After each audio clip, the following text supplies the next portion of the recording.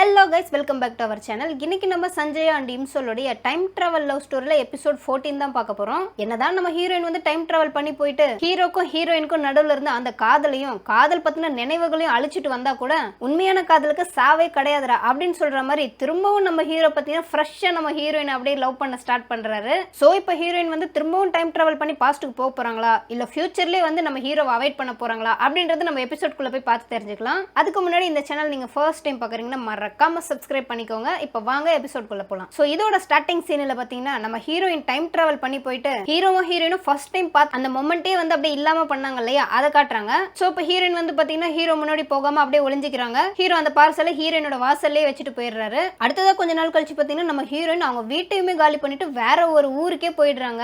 என்னதான் அவங்க first meeting வந்து இல்லாம பண்ணிட்டாலும் ஹீரோவும் ஹீரோயினும் எதிரெதிர் வீடு, படிக்கிறதும் எதிரெதிர் ஸ்கூல்ல. சோ என்னைக்காவது ஒரு நாள் பார்த்து நம்ம ஹீரோ திரும்பவும் நம்ம ஹீரோயினை லவ் பண்ணிட்டாருன்னா என்ன பண்றது? சோ இத்தனை நாள் பட்ட கஷ்டம், இந்த டைம் டிராவல் பண்ணி வந்தது எல்லாமே வேஸ்ட் ஆயிடக்கூடாதுன்னு சொல்லிட்டு நம்ம ஹீரோ கண்ணிலேயே படாம இருக்கணும் அப்படின்னு சொல்லிட்டு வீட்டையே காலி பண்ணிட்டு வேற ஊருக்கு போயிடுறாங்க ஹீரோயின். அப்படியே உங்க வண்டியில பாத்தீங்கன்னா எல்லா திங்ஸையும் எடுத்துட்டு அப்படியே போறாங்க. அப்ப நம்ம ஹீரோ பாத்தீங்கன்னா அவரோட வீட்டுல இருந்து கதவை திறந்து வெளில வராரு. ஜஸ்ட் வண்டியை மட்டும் தான் அவர் பாக்குறாரு. ஓ, எதிர் வீட்டுல இருக்கவங்க காலி பண்றாங்களா அப்படின்ற மாதிரி நினைச்சிட்டு அவர் வேலையை பார்க்க போயிடுறாரு. சோ இப்போ பிரசன்ட்ல பாத்தீங்கன்னா நம்ம ஹீரோயினோட ரூம்ல பாத்தீங்கன்னா அந்த டைம் கேப்சூல் மறைஞ்சு போயிருது. ஹீரோவும் ஹீரோயினும் ஃபர்ஸ்ட் டைம் லைன்ல ஒரு போட்டோ எடுத்திருப்பாங்களே அந்த போட்டோவும் மறைஞ்சு போயிருது. ஹீரோக்கும் ஹீரோயினுக்கும் இருந்த கனெக்ஷனே வந்து பாத்தீங்கன்னா டோட்டலா ஜீரோ ஆயிருச்சு. இப்ப இது இப்படியே போயிட்டு இருக்க கரண்ட்ல வந்து நம்ம ஹீரோயின் அவங்களோட ரெசிக்னேஷன் லெட்டரை எம்டிக்கு தெரியாம எடுத்துறணும்னு சொல்லிட்டு அந்த அவார்ட் ஃபங்க்ஷனுக்கு வராங்க. யாருக்கும் தெரியாம அவங்க பர்ஸ்ல இருந்து அந்த ரெசிக்னேஷன் லெட்டரையும் எடுத்துடுறாங்க. ஆனா இதை வந்து பாத்தீங்கன்னா நம்ம ஹீரோ அங்க பாத்துடுறாரு. பாத்துட்டு யாரா இந்த பொண்ணு ஏதோ திருடிட்டு போதே அப்படின்னு சொல்லிட்டு அவங்கள விரட்டி போகும்போது ரெண்டு பேரும் பாத்தீங்கன்னா அப்படியே இடிச்சுக்குவாங்க. இடிச்சிட்டு கீழே விழுற நம்ம ஹீரோயின் வந்து நம்ம ஹீரோ அப்படியே தாங்கி பிடிச்சிருவாரு. இப்போ நம்ம ஹீரோயினுக்கு வந்து பாத்தீங்கன்னா ஹீரோ பார்த்தா பயங்கரமான ஷாக்கு. ஐயோ, யாரை நம்ம பார்க்கவே கூடாதுன்னு நினைச்சிட்டு இருந்தோமோ அவங்கள பார்த்துட்டோமே, இப்போ என்ன பண்றதுன்னு தெரியலையே அப்படின்ற மாதிரி முழிச்சிட்டு இருக்காங்க நம்ம ஹீரோயின். அப்ப நம்ம ஹீரோ வந்து பாத்தீங்கன்னா, அம்மா நீ என்ன திருடினா, நீ திருடினத தூரத்துல இருந்து பார்த்தேன், இவ்வளவு டீசெண்டா ட்ரெஸ் பண்ணிருக்க, இப்படி திருடுறியே அப்படி இப்படின்னு வாய்க்கு வந்தபடி பேசுறாரு. அதுக்குள்ள பாத்தீங்கன்னா கீழே விழுந்து அவங்களோட ரெசிக்னேஷன் லெட்டர் எடுத்துட்டு அவங்க அங்க இருந்து ஓடிடுறாங்க. இப்போ நம்ம ஹீரோ கிட்ட பாத்தீங்கன்னா அவார்டு கொடுக்கறதுக்காக வந்து ஒரு என்வலப் கவரை கொடுத்திருப்பாங்க. இந்த கவருக்குள்ள தான் வந்து பெஸ்ட் மூவிக்கான டைட்டில் இருக்கு, இதுதான் நீங்க வந்து ஸ்டேஜில் போயிட்டு அனௌன்ஸ் பண்ண போறீங்க அப்படின்ற மாதிரி சொல்லி கொடுத்திருக்காங்க. கொடுக்கும்போதே பாத்தீங்கன்னா இப்போ நீங்க ஓபன் பண்ணி பாத்துற கூடாது, ஸ்டேஜில் போயிட்டு தான் ஓபன் பண்ணணும் அப்படின்னு சொல்லிடுறாங்க. இப்போ இந்த என்வலப் கவரும் நம்ம ஹீரோயினோட ரெசிக்னேஷன் லெட்டர் என்வலப் கவரும் ஒரே மாதிரி இருக்கிறதுனால ஹீரோயின் மாத்தி எடுத்துட்டு போயிடுறாங்க. அப்படியே வீட்டுக்கு போறாங்க. இந்த அவார்ட் ஃபங்க்ஷன் வந்து லைவ்ல ஓடுது போல டிவில. ஹீரோயினோட வீட்ல இருக்கவங்க எல்லாரும் அந்த அவார்ட் ஃபங்க்ஷனை பார்த்துட்டு இருக்காங்க. அப்ப ஹீரோயினோட ஃப்ரெண்ட் கேக்குறாங்க, ஏ ரெசிக்னேஷன் லெட்டர் எடுத்துட்டியாடி அப்படின்னு சொல்லிட்டு. அதுக்கு நம்ம ஹீரோ வந்து எப்படியோ ஒரு வழியை எடுத்துட்டேன்டி அப்படின்னு சொல்லிட்டு அந்த ரெசிக்னேஷன் லெட்டர் ஓபன் பண்ணி பாக்குறாங்க. பார்த்தா அதுல பாத்தீங்கன்னா best movie award goes to அப்படின்னு சொல்லிட்டு ஒரு மூவியோட பேரை போட்டு வச்சிருக்காங்க.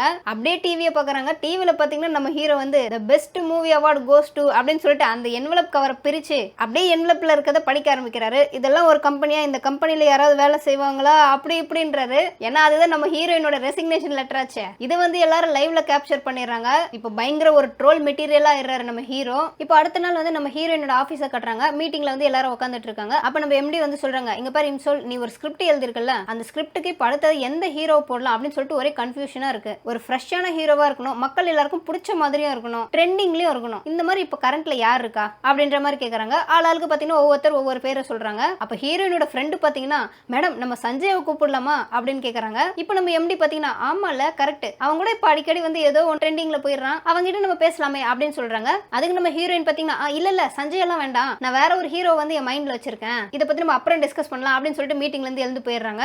ஆனா நம்ம ஹீரோயினோட ஃப்ரெண்டு என்ன பண்றாங்கன்னு பாத்தீங்கன்னா, ஹீரோயினுக்கே தெரியாம அந்த ஸ்கிரிப்டை வந்து சஞ்சயோட மேனேஜருக்கு பாத்தீங்கன்னா மெயில் பண்ணி விட்டுறாங்க. நம்ம ஹீரோ பாத்தீங்கன்னா அந்த மெயில ஓபன் பண்ணி அந்த ஸ்கிரிப்டை வந்து படிக்கிறாரு. அந்த ஸ்கிரிப்ட் தான் நம்ம ஹீரோயினோட ஸ்கிரிப்ட் ஆச்சு. அது படிச்சதுமே அவரோட மனசுக்குள்ள பாத்தீங்கன்னா ஏதோ சில ஞாபகங்கள்லாம் வருது. அவரை ரொம்ப டிஸ்டர்ப் பண்ணுது அந்த ஸ்கிரிப்ட்.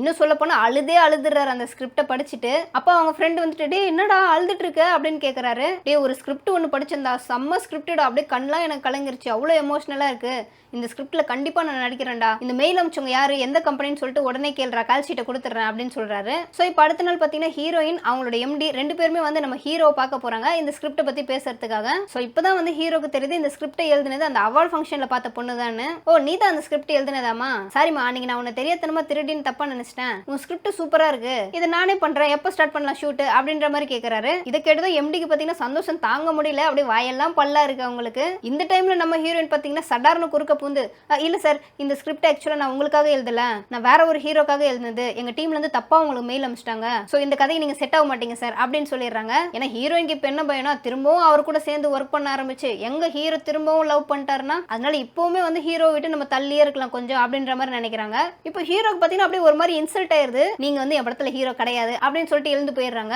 இப்போ ஹீரோ வந்து பாத்தீங்கன்னா அப்படியே உடஞ்சு போய் உட்காந்துட்டு இருக்காரு. பக்கத்துல ஹீரோட ஃப்ரெண்டு சும்மா இல்லாம மச்சான் இந்த மாதிரி உன்னை யாருமே அசிங்கப்படுத்தினது இல்லடா இது வரைக்கும் அப்படின்ற மாதிரி சொல்லி கலைக்க ஆரம்பிச்சிடுறாரு. நம்ம ஹீரோக்கு இன்னும் அவமானமா போயிருது. இப்போ அடுத்த நாள் பாத்தீங்கன்னா நம்ம ஹீரோ வந்து நம்ம ஹீரோயினை தேடி அவங்க ஆபீஸ் வாசல்லே வெயிட் பண்ணிட்டு இருக்காரு. நம்ம ஹீரோயின் ஒர்க் முடிச்சு வெளில வராங்க. ஹீரோ பார்த்தா ஷாக் ஆகுறாங்க. நீங்க இங்க என்ன பண்றீங்க அப்படின்னு கேக்குறாங்க. உனக்காக தான் வெயிட் பண்ணிட்டு இருக்கேன் அப்படின்னு ஹீரோ சொல்றாரு. நீங்க எதுக்குங்க எனக்காக வெயிட் பண்றீங்க? அதான் என்னோட ஸ்கிரிப்ட்டுக்கு நீங்க செட் ஆக மாட்டீங்கன்னு சொல்லிட்டேன்ல அப்படின்னு சொல்றாங்க. அப்ப நம்ம ஹீரோ வந்து என்ன வந்து இந்த ஸ்கிரிப்ட்ல வேணாம் சொல்றீங்கன்னு ரீசன் தெரிஞ்சுக்கணும் அப்படின்றதுக்காக தான் நான் வந்திருக்கேன் அப்படின்னு சொல்றாரு. அதுக்கு நம்ம ஹீரோயின் பாத்தீங்கன்னா ஒரு சில ரீசன்ஸ்லாம் வந்து சொல்ல முடியாதுங்க அப்படின்ற மாதிரி ஒரு மாதிரி மூஞ்சல் அடிச்ச மாதிரி சொல்லிடுறாங்க. ஹீரோவும் அங்க இருந்து கிளம்பிடுறாரு. இப்போ ஹீரோயின் பாத்தீங்கன்னா அப்படியே வீட்டுக்கு போகும்போது ரொம்ப அழுதுகிட்டே போறாங்க. ஐயோ ரொம்ப வந்து ஹீரோ திட்டுறோமே, அவன் மனசு ரொம்ப ஹர்ட் பண்றோமே அப்படின்ற மாதிரி நினைச்சுக்கிட்டே போறாங்க.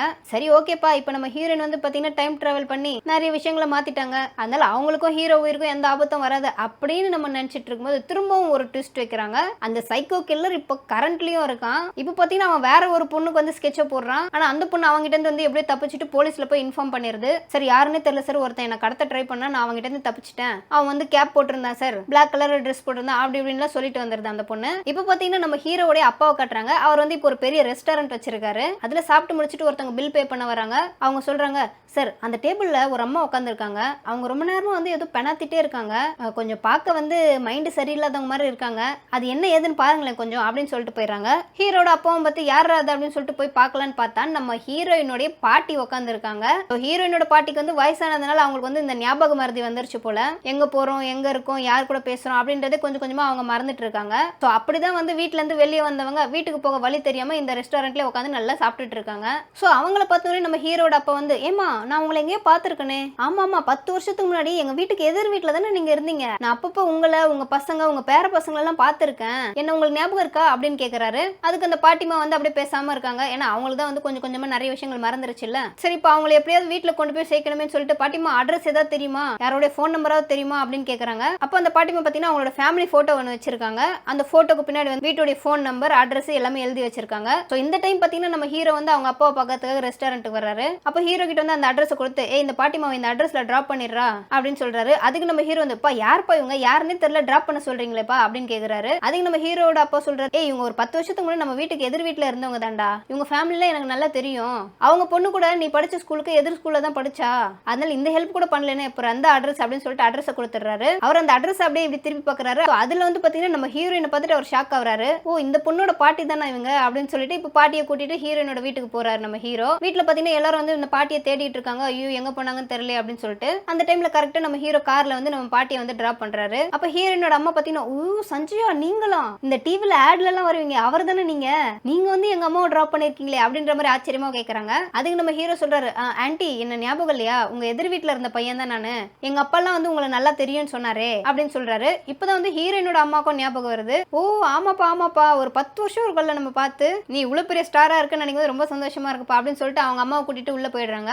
இப்போ நம்ம ஹீரோயின் கிட்ட பாத்தீங்கன்னா நம்ம ஹீரோ பேசிட்டு இருக்காரு. ஆமா எங்க அப்பா சொன்னாரு நம்ம 2 பேரும் வந்து எதிர் வீட்டுல இருந்தோம், எதிர் ஸ்கூல் படிச்சோன்னு, ஆனா எனக்கு உன்னை பார்த்த மாதிரி ஞாபகமே இல்ல, நீ என்ன எங்காவது பாத்திருக்கியா, கிரவுண்ட்ல பஸ் ஸ்டாப்ல இல்ல நம்ம தெருவுல அந்த மாதிரி எங்காவது என்ன பாத்திருக்கியா அப்படின்ற மாதிரி ஹீரோ கேக்குறாரு. அப்படியே ஹீரோயினுக்கு வந்து பாத்தீங்கன்னா சொல்லவும் முடியல சொல்லாம இருக்கவும் முடியல. சரி வேற வழி இல்லைன்னு சொல்லிட்டு, இல்ல நான் உன்னை எங்கேயுமே பார்த்தது இல்ல, நான் இப்பதான் உன்னை ஃபர்ஸ்ட் டைம் பாக்குறேன் அப்படின்ற மாதிரி சொல்லிடுறாங்க. சோ இவங்க பேசி முடிச்சிட்டு பாத்தீங்கன்னா ஹீரோயினை திருப்பி அவங்க வீட்லயே டிராப் பண்ணிடுறாரு நம்ம ஹீரோ. ஹீரோயினும் பாத்தீங்கன்னா அப்படியே மேலே ஏறி அவங்களோட வீட்டுக்கு போறாங்க. நம்ம ஹீரோ கீழே நின்று அவங்க போற வரைக்கும் அப்படியே பாத்துக்கிட்டே இருக்காரு. சோ இப்படியே ஒரு பாத்துக்கிட்டே இருக்கும்போது இதே சீன் வந்து முன்னாடி எப்பயோ நடந்த மாதிரி தேஜாவு மாதிரி அவருக்கு அப்படியே வந்து போகுது மைண்ட்ல. உடனே அப்படியே ஹார்ட்ல கைய வச்சிடுறாரு. வச்சுட்டு ஐயோ என்னன்னே தெரியல, இப்பெல்லாம் எனக்கு என்னென்னமோ தோணுது, நிறைய விஷயங்கள் முன்னாடி நடந்த மாதிரியே இருக்கே, இது என்னன்னே தெரியலையே அப்படின்ற மாதிரி அப்படியே கன்ஃபியூஷன்லயே அவரும் வீட்டுக்கு போயிடுறாரு. அடுத்த சீன்ல பாத்தீங்கன்னா நம்ம ஹீரோயின் வந்து அவங்களுக்கு பிடிச்ச ஒரு தீம் பார்க் ஒன்று இருக்கும் இல்லையா, அந்த தீம் பார்க்குக்கு போறாங்க. சோ அங்க போயிட்டு அவங்களோட பழைய ஞாபகங்கள் எல்லாம் ரீகால் பண்றாங்க. ஹீரோவும் ஹீரோயினும் பாத்தீங்கன்னா அவங்களோட ஒரு பர்த்டேக்கு வந்து இங்க தான் வந்து செலிப்ரேட் பண்ணிருப்பாங்க, அப்படியே ரைட்லாம் ஜாலியா என்ஜாய் பண்ணிருப்பாங்க, அப்படியே அந்த மொமெண்ட்ல நினைச்சு ரொம்ப ஃபீல் பண்ணிருக்காங்க.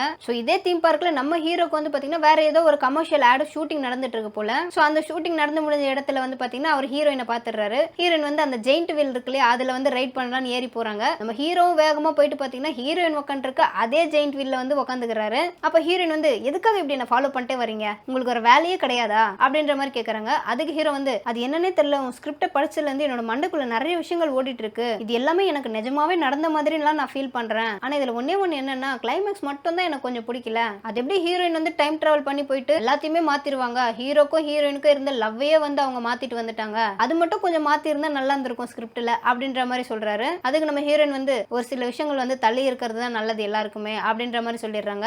இப்படி இவங்க பேசிட்டே இருக்கும்போது ஹீரோட கழுத்துல இருக்க ஒரு செயினை நம்ம ஹீரோயின் பாத்துறாங்க. அதுல பாத்தீங்கன்னா எஸ்ன்னு டாலர் போட்ட ஒரு செயினை போட்டிருக்காரு நம்ம ஹீரோ. இதே செயினை தான் வந்து பாத்தீங்கன்னா செகண்ட் டைம் லைன்ல நம்ம ஹீரோயின் வந்தப்ப நம்ம ஹீரோ வந்து ஹீரோயினுக்கு அதை கிஃப்டா கொடுத்திருப்பாரு. இதை பார்த்து நம்ம ஹீரோயின் வந்து ரொம்பவே சோகமாயிடுறாங்க. சோகமானது மட்டும் இல்லாம அப்படியே பாத்தீங்கன்னா மயங்கி விழ வராங்க கீழே. நம்ம ஹீரோ அப்படியே போயிட்டு நம்ம ஹீரோயினை கைத்தாங்களா பிடிச்சிடுறாரு. அப்படியே ரெண்டு பேரும் ஒருத்தருக்கு ஒருத்தர் அப்படியே பார்த்துக்கிட்டே இருக்காங்க. இத்தோட இந்த எபிசோட் இங்க முடியுது. நெக்ஸ்ட் எபிசோட்ல உங்க எல்லாருமே மீட் பண்றேன். until then bye bye.